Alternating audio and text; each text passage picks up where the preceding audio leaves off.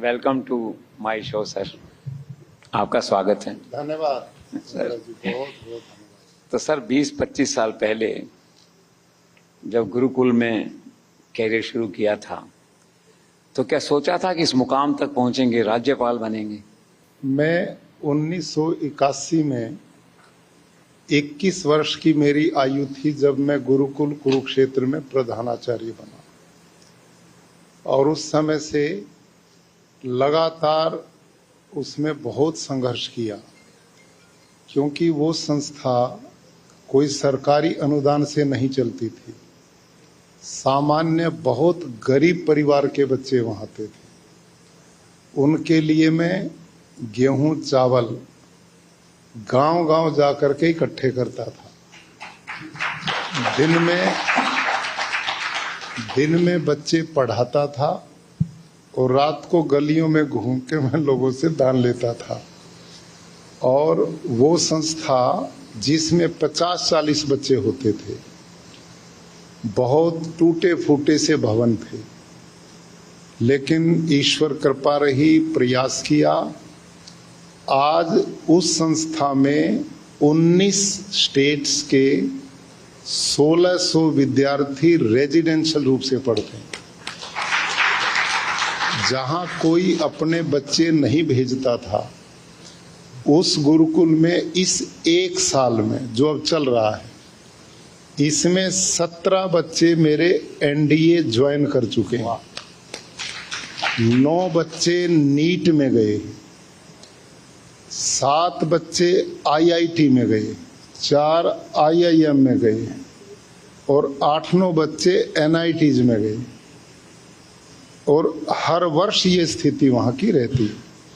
आपने जो प्रश्न किया, दूर दूर तक भी स्वप्न में भी मैंने कभी सोचा नहीं। कारण उसका ये था चंद्रा साहब कि न तो मैं कभी किसी राजनीतिक पार्टी का सदस्य रहा, न किसी राजनीतिक मंच पे मैं कभी गया, ना मैंने कभी इच्छा पाली।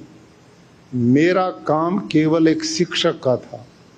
बाकी समय बचता था मैं गांव में युवा पीढ़ी में निर्व्यसनी कैसे बने उस दिशा में काम करता था। वृक्षारोपण का काम करता था, जल बचाने का करता था, बच्चों में योग की विद्या का प्रचार करता था। और बाद में प्राकृतिक खेती की ओर मेरा रुझान किसी कारण बना था, वो मैं काम करता था। इस बीच में कैसे मेरे को यहाँ बुलाया, मेरे को अब तक इसकी जानकारी नहीं। सबसे पहले कैसी सूचना आई कि आप गवर्नर बना दिए? आपने बड़ा अच्छा प्रश्न किया। मैं एक डीएवी गर्ल्स कॉलेज है यमुनानगर हरियाणा में, उसके नए सत्र का उद्घाटन था। तो उन्होंने बेटियों में मेरा एक लेक्चर करने के लिए मुझे बुलाया। मैं वहाँ वो लेक्चर दे रहा था तो मेरे जेब में टेलीफोन की घंटी बजी, मैंने उसको साइलेंट कर दिया। बार बार बजती रही क्योंकि वाइब्रेशन हो रही थी। मैंने उसका ध्यान नहीं दिया, अपनी बात खत्म की। और उसके बाद प्रिंसिपल मेरे को अपने कार्यालय में ले गए जलपान के लिए, वो कर लिया। और मैं अपने गाड़ी में बैठ के और गुरुकुल की ओर चला तो 1 घंटे का रास्ता था कुल मिला के। वो घंटियां बार बार आई तो मैंने स्विच ऑन किया, तो उसमें किसी सज्जन का फोन था जो मैं उनको नहीं जानता था कि आपको बधाई हो। मैंने पूछा, भाई जी किस चीज की बधाई? कि आप तो हिमाचल के गवर्नर बना दिए। तो मैंने उत्तर दिया उनको कि मैं ही आपको मिला मजाक करने के लिए। ये शब्द मैंने बोला। उसके ठीक 2-4 मिनट बाद फिर दूसरी घंटी बजी, सेम उन्होंने ये शब्द बोले। मैंने कहा अच्छा दोनों मिल करके मजाक कर रहे हो। तो फिर तीसरी घंटी बजी और उससे पहले भी आ चुकी थी।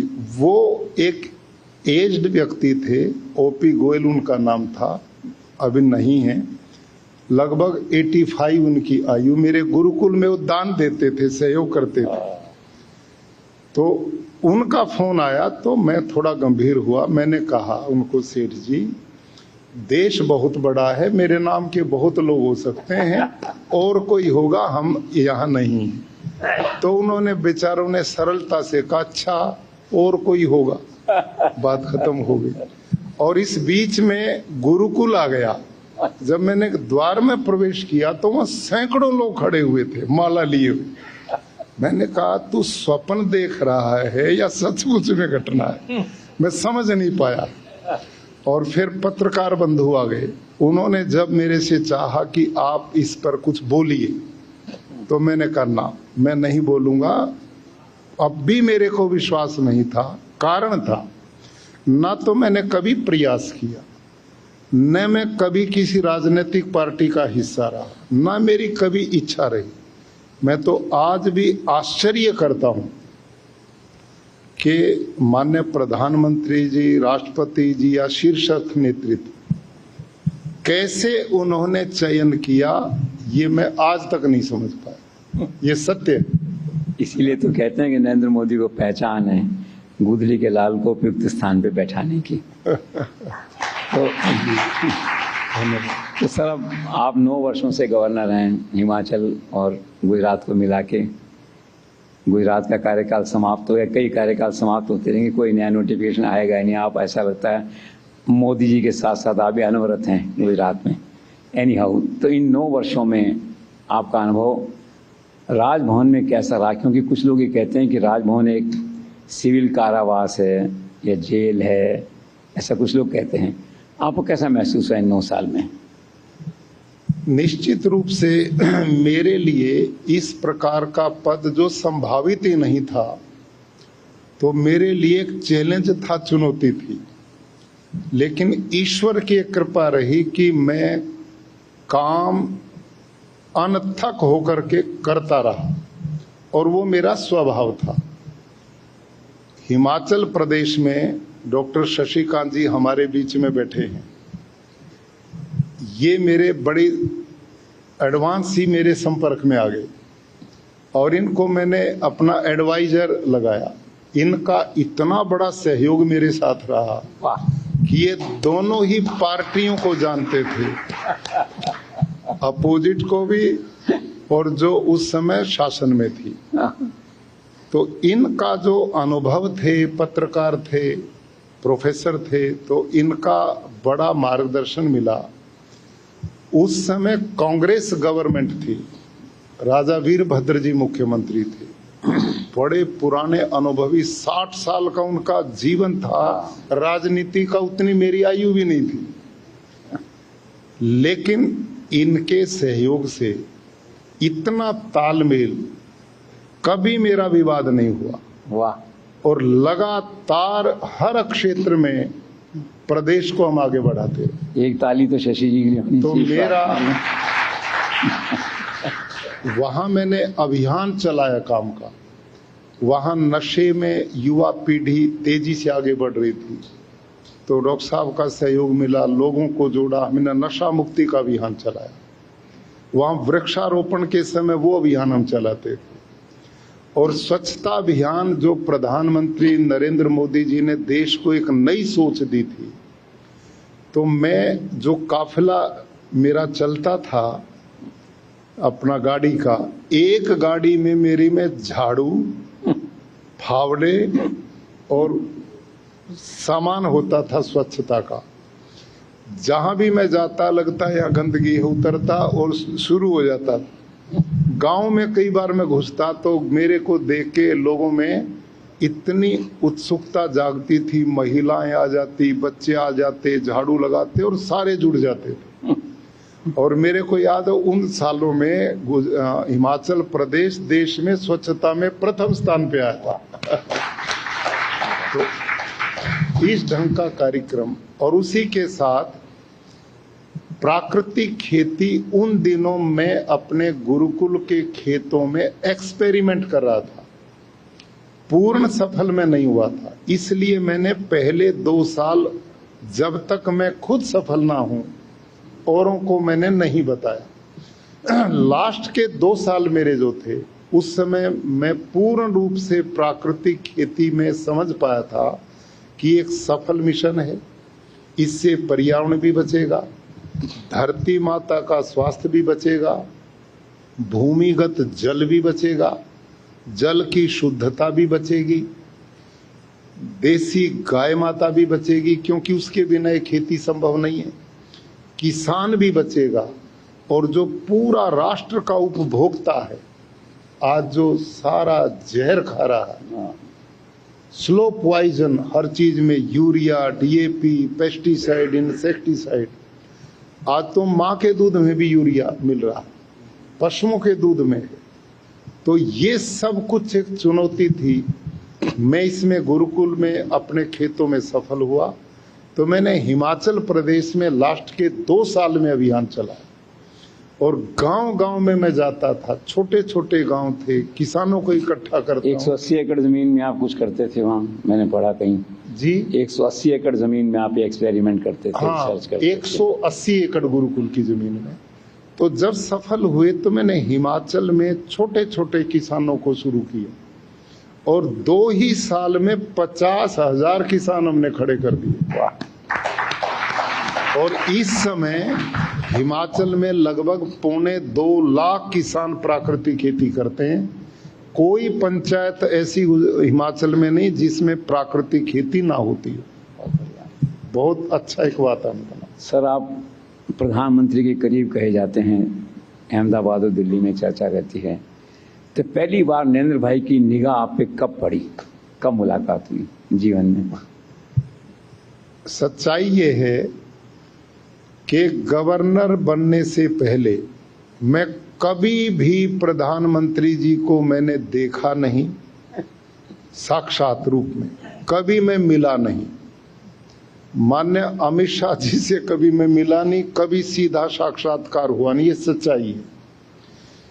गवर्नर जब मेरे को बना दिया और उसके बाद कटसी कॉल के लिए मैं गया तो पहली बार मैंने उनके दर्शन हुए थे, पहली बार मैं मिला था, उससे पहले कभी नहीं मिला। और ये अनुभव मैंने अपना नहीं देखा, तो मेरा 9 साल का अनुभव हुआ। तो ये पद्मश्री, पद्म विभूषण, बड़े बड़े सम्मान, ऐसे लोग मेरे को मिले जो बेचारे पैर में चप्पल भी नहीं पहन पाते थे, रात दिन अपना काम करते थे, कभी उन्होंने सोचा नहीं हमें सम्मान मिलेगा। पहली बार सैकड़ों लोग मेरे परिचय में ऐसे हैं। इन 9 साल में मैंने ऐसे लोगों को जैसे मैं था वैसा देखा। बहुत बढ़िया। कभी नहीं सोचा कि इन लोगों को सम्मान मिलेगा। इसके लिए प्रधानमंत्री नरेंद्र मोदी जी एक अलग सोच रखते, इस राष्ट्र के प्रति उनका चिंतन अद्भुत चिंतन है। एक प्रधानमंत्री के रूप में आप उन्हें कैसे देखते हैं? मैं ये मानता हूँ, ओवरऑल एक नागरिक के रूप में, एक प्रधानमंत्री के रूप में मैं ये मानता हूँ चंद्रा जी कि किसी राष्ट्र का ये सौभाग्य होता जब उसको ऐसे नर रत्न मिलते हैं। वो गुजरात में आते हैं, उनका अपना कोई घर नहीं है, कभी वो किसी बड़े होटल में कभी नहीं रुकते, राजभवन में एक छोटा सा कमरा उसमें ही वो रुकते हैं।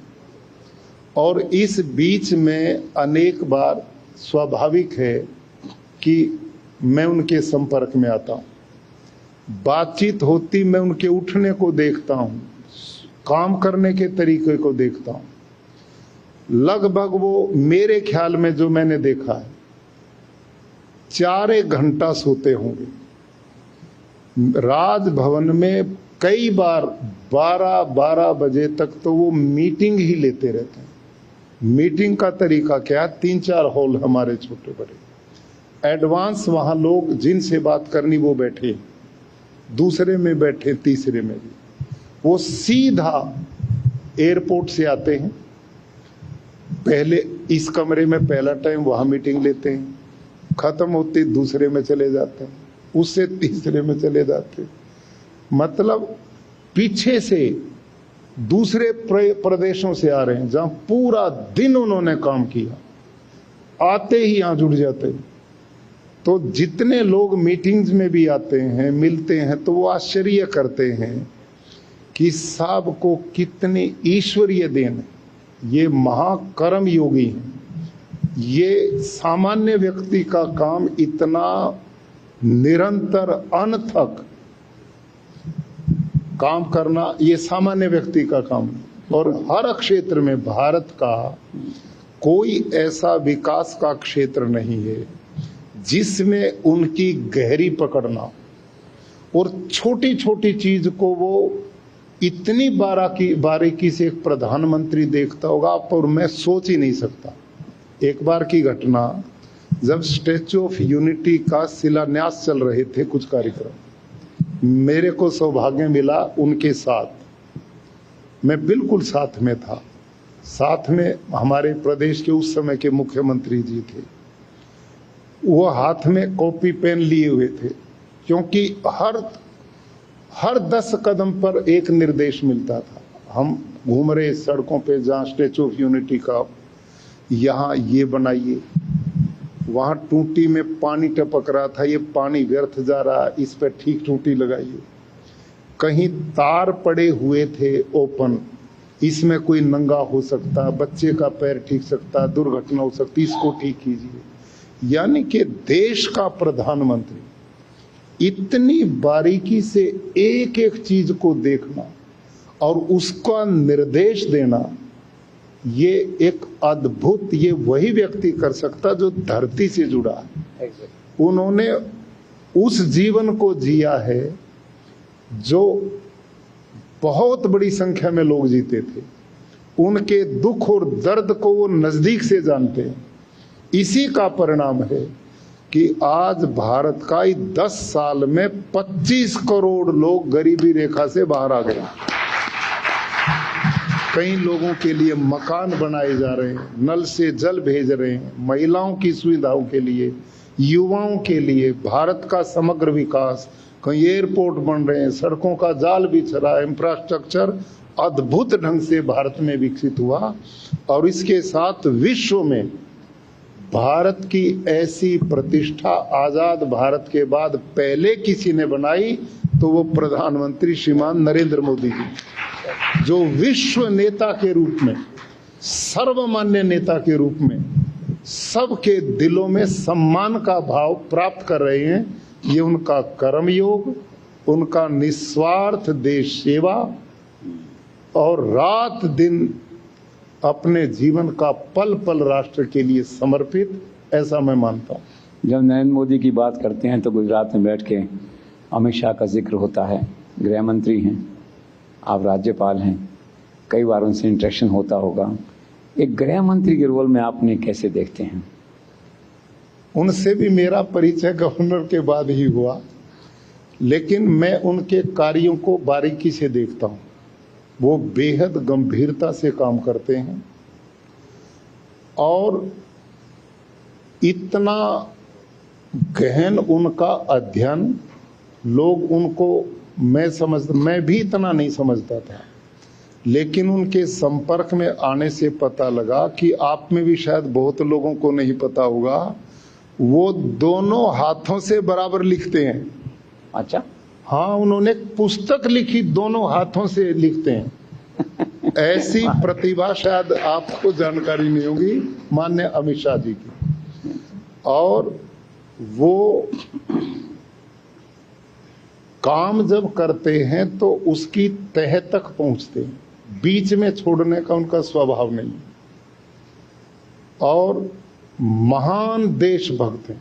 भारतीय संस्कृति, भारतीय इतिहास आदि काल से अब तक बहुत गहनता से उनकी समझ है। कश्मीर 370, ये सब चीजें कभी से उनके मन में बैठी हुई चीज थी जिनको पूरा किया।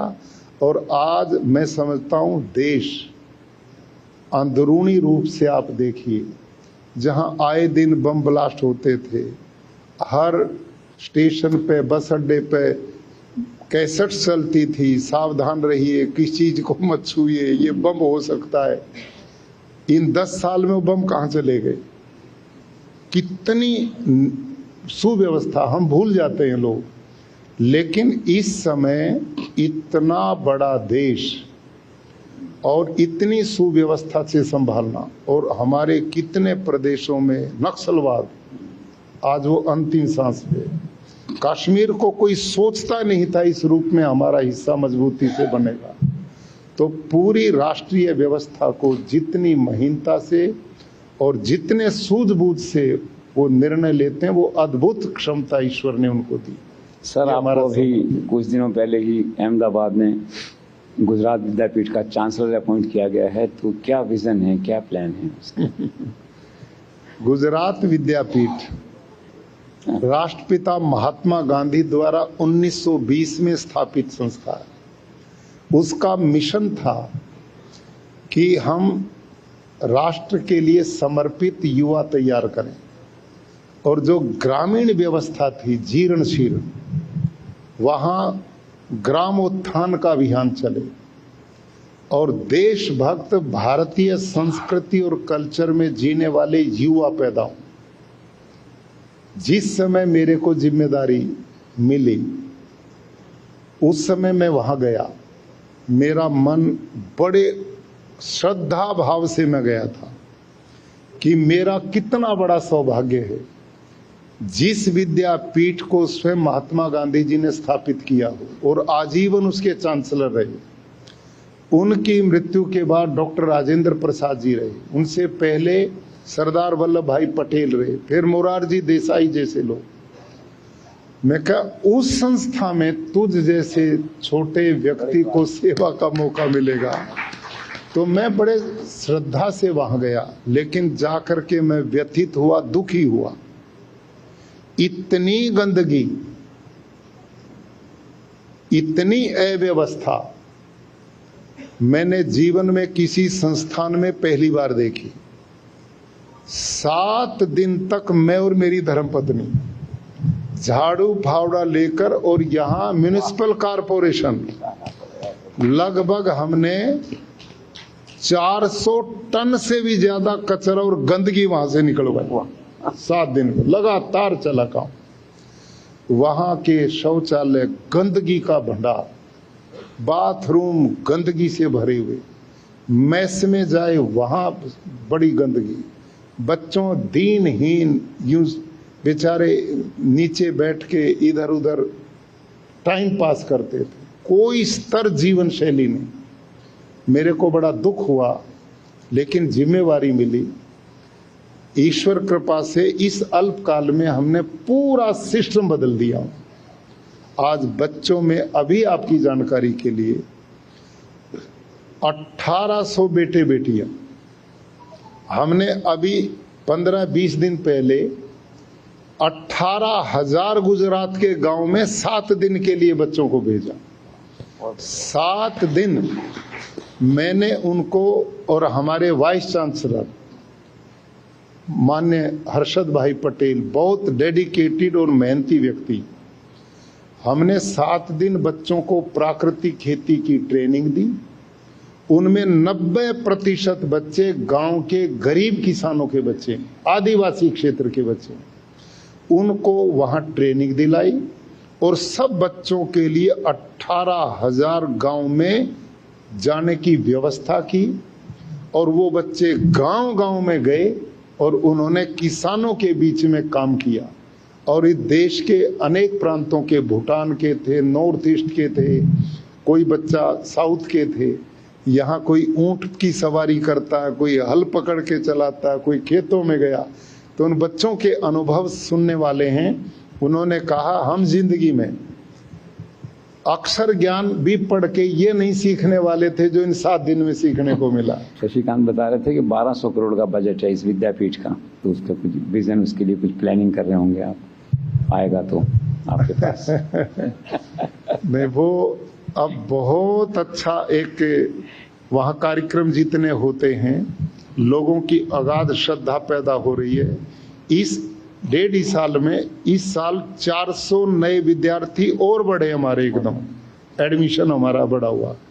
और वहाँ बच्चों में महात्मा गांधी का जीवन दर्शन, उनकी परंपराएं, उनकी सोच, राष्ट्र के प्रति कर्तव्य, गांव के अंतिम व्यक्ति के कल्याण के भाव सोचना, इस पर मैं कोई महीना होगा मैं नहीं जाता हूं, उस मिशन में हम बहुत तेजी से आगे बढ़ रहे हैं और गुजरात विद्यापीठ सही अर्थों में महात्मा गांधी के सपनों का विद्यापीठ वाह। दोबारा बनेगा, ये हमारा संकल्प है। बहुत अच्छा। मैंने सुना है कि प्रधानमंत्री जी के आह्वान पे आपने, मुख्यमंत्री जी ने गुजरात में तय किया है कि अगले 5 साल में जितने किसान हैं गुजरात में उनको प्राकृतिक खेती पे ले आएंगे, तो क्या ऐसा कर पाएंगे? देखिए, मेरा तो एक विजन है और उस गति से मैं आगे बढ़ रहा हूं और मेरा सौभाग्य है माननीय प्रधानमंत्री जी का इस प्राकृतिक खेती मिशन के लिए बहुत बड़ा आशीर्वाद है, बहुत बड़ी प्रेरणा है। जहां भी वो जाते हैं, किसानों में होते हैं तो प्राकृतिक खेती की बात करते हैं। वो गहराई से इस बात को जान चुके हैं कि भारत के लोगों का स्वास्थ्य हमारी पहली प्राथमिकता है। धरती माँ को बचाना ये आने वाली पीढ़ियों के लिए जरूरी है। जल नहीं बचाएंगे तो आने वाली पीढ़ियों को हम क्या दे के जाएंगे? तो इन सब बातों की वो बेहद चिंता करते हैं, किसान की आय की बहुत चिंता करते हैं। तो उनका हर बार यही हमारे लिए प्रेरणा रहती कि इस मिशन को आगे बढ़ाएं और प्रदेश सरकार माननीय मुख्यमंत्री भूपेंद्र भाई पटेल पूर्ण रूप से इस मिशन में जुड़े हैं, कृषि विभाग, और जानकर प्रसन्नता होगी अब तक हम लगभग 10 लाख किसानों को प्राकृतिक खेती से जोड़ चुके हैं। या हमारे बीच में खेडूत भी किसान बैठे, महात्मा प्रफुल्ल भाई सेंजलिया, ये पीत वस्त्रधारी साधु के रूप में ग्रस्त है, लेकिन ये एक टीम है जिसमें हजारों किसान मास्टर ट्रेनर बन चुके हैं, जो खेत मॉडल खेत बनाए हैं और वो अब किसानों को भी ट्रेनिंग देते हैं। हमने पूरे गुजरात को 5-5 गांव के क्लस्टर में बदल दिया और वहां एक एग्रीकल्चर विभाग का कर्मचारी और एक किसान, दोनों को हमने मास्टर ट्रेनर बनाया और एक हमारी बहनें कृषि सखी, हमने अब ट्रेनिंग उनकी चल रही है। तो पूरे गुजरात में हर 5 गांव में 2 मास्टर ट्रेनर पुरुष, 1 महिला, इनको 5 गांव सौंप दिए। उनके अपने मॉडल फार्म होंगे, वहीं ट्रेनिंग चलेंगी और पूरे गुजरात को अगले 5 साल में मेरा विश्वास है कि हम बहुत बड़े हिस्से को जहर मुक्त बना पाएंगे और गुजरात के लोगों को जहर मुक्त और देश के लोगों को मिलेगा, ऐसा सोच है। मैंने सुना है कि आपने कहा है कि प्राकृतिक चिकित्सा बजट 0 बजट है, तो ये क्या कंसेप्ट है? प्राकृतिक खेती में चंद्रा साहब, इसमें किसान का लगता कुछ नहीं, क्योंकि इसमें एक देसी गाय चाहिए। ये जो भारतीय नस्ल की देसी गाय हैं, साहिवाल, थारपारकर, राठी, गिर, हरियाणवी, कांकरेज, रेड सिंधी, ये मूल भारत की गाय।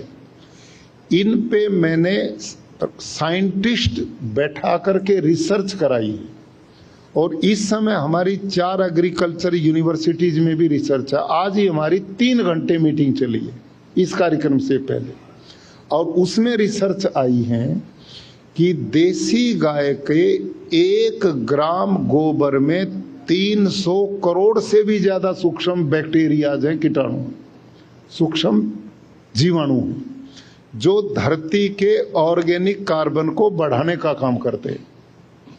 उसमें सैकड़ों प्रकार के सूक्ष्म जीवाणु, जो धरती में केचुआ, अर्थवर्म, अलसिया जिसको गुजरात में बोलते हैं, वो 10 ही दिन में ऊपर आके काम करता है। तो इस प्राकृतिक खेती में केवल गाय चाहिए, उसमें थोड़ा सा गुड़ चाहिए, थोड़ा दाल का बेसन चाहिए और 1 मुट्ठी मिट्टी, बस।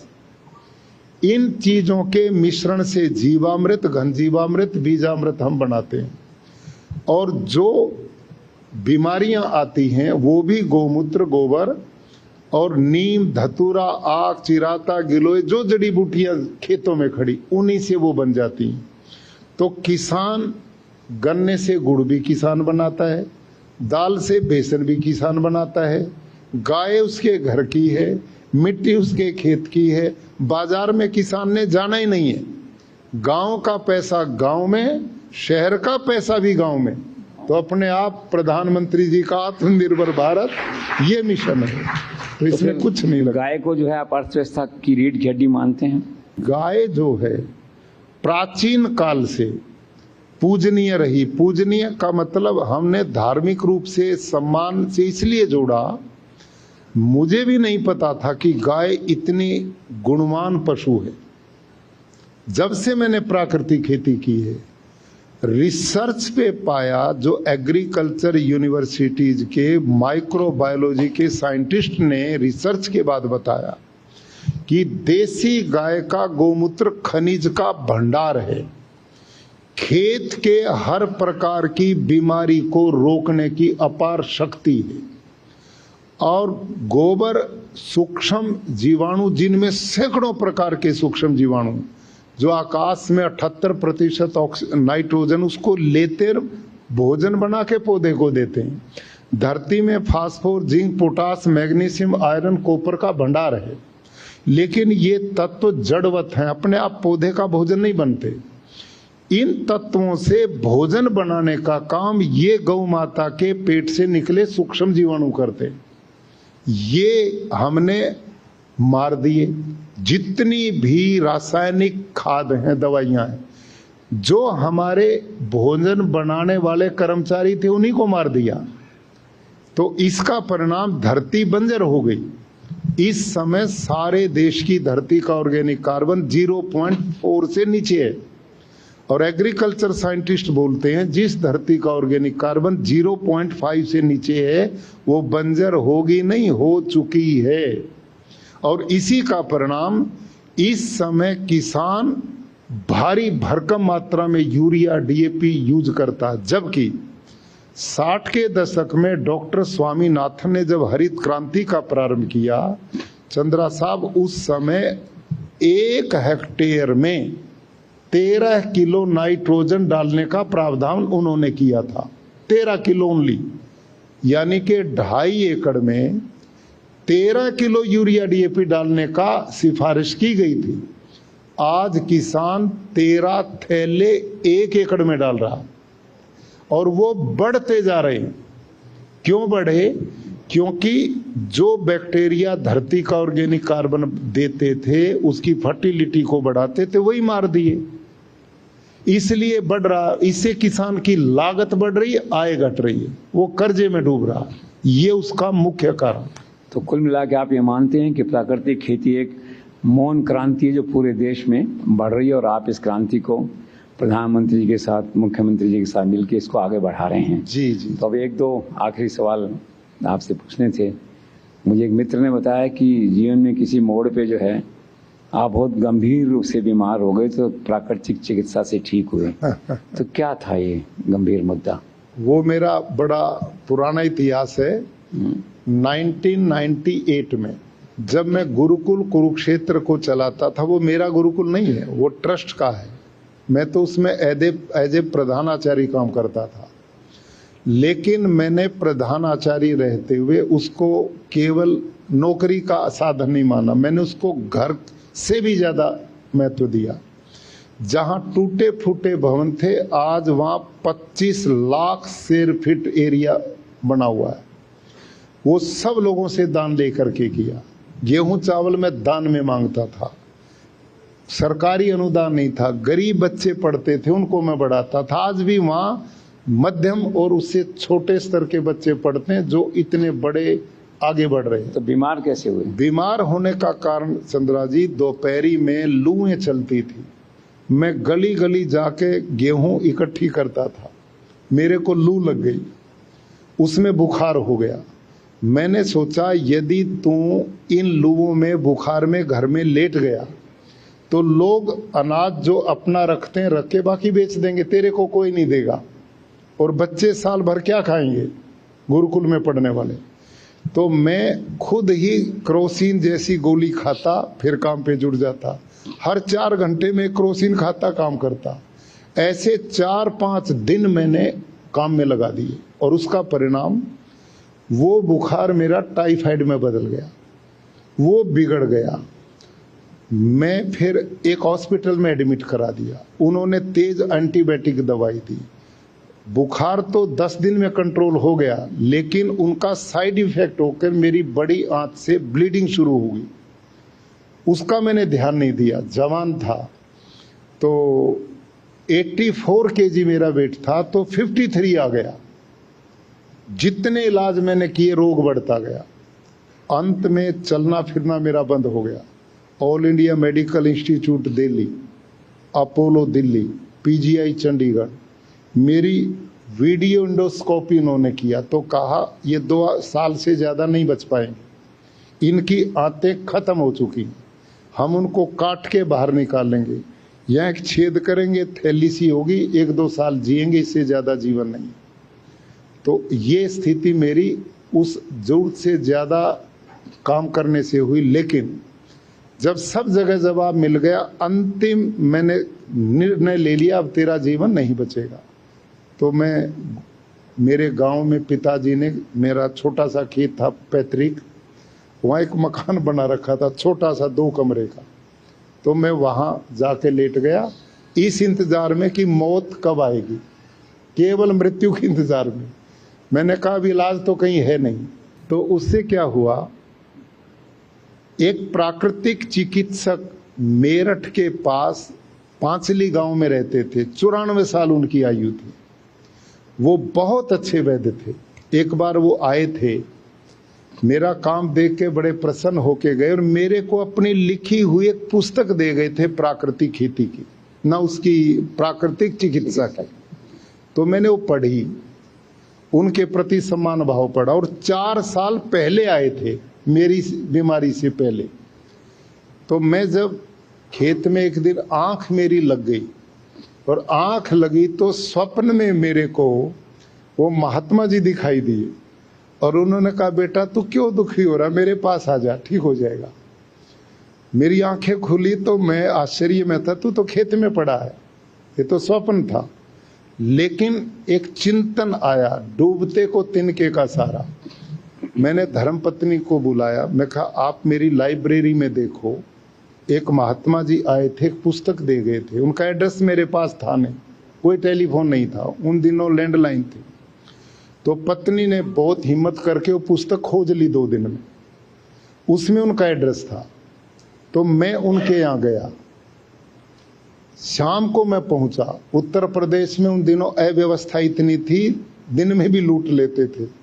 शाम को हम पहुंचे लगभग इस समय, तो जाके पता लगा स्वामी जी वहाँ है ही नहीं, वो उज्जैन में प्राकृतिक चिकित्सा का शिविर लगाने गई। मैंने कहा बुला भी लिया, मिले भी नहीं, अब तो तेरी मौत पक्की है। और जब मैं रास्ते में जा रहा था ना बंधुगण, मैं कितना कमजोर हो चुका था। भाई मेरे जीप रखते थे, अगली सीट पे बैठा, रास्ते में किसी ट्रक वाले ने किसी भैंस को टक्कर मार दी, वो बेचारी मरी हुई पड़ी थी रास्ते में। उसको देख के मैंने सोचा तेरा भी यही हाल होने वाला है कुछ दिन में। आगे गए तो एक मुस्लिम गांव था, कोई बुजुर्ग गुजर गया होगा तो उसका जनाजा निकल रहा था, लोग पीछे थे। तो मैं सोच रहा था कुछ दिन में तेरा भी यूं ही पीछे लोग जाएंगे। इतना वीक मैं हो गया था अंदर से। और जब वहां भी स्वामी जी नहीं मिले तो मैं इतना व्याकुल हुआ, भी वापस चलो। तो उन लोगों ने कहा, वहाँ एक डॉक्टर थे, काशीनाथ उनका नाम, महाराष्ट्र के रहने वाले, उन्होंने कहा अब वापस मत जाओ, यहाँ तो दिन में लूट लेते हैं, आप तो रात में हैं, मेरी भाभी साथ थी, पत्नी थी, भाई थे, तुम अब मत जाओ, सवेरे जाना। तो उन्होंने रोक लिया। इस बीच में डॉक्टर काशीनाथ ने कहा आपको बीमारी क्या है, मैंने बताया। उन्होंने कहा इलाज तो मैं करता हूँ, स्वामी जी तो बताते हैं, आप चिंता क्यों करते, मैंने ऐसे लोग बहुत ठीक किए हैं। फिर भी मेरा मन नहीं माना, लेकिन ईश्वर कैसे कृपा करते हैं। इतनी देर में रात के 9 बज गए थे, यही दिन थे आजकल। तो उनके लैंडलाइन टेलीफोन की घंटी बजी और फोन था स्वामी जी का जो इलाज करते थे। तो पता लगा कि डॉक्टर साहब से बात करना चाहते हैं।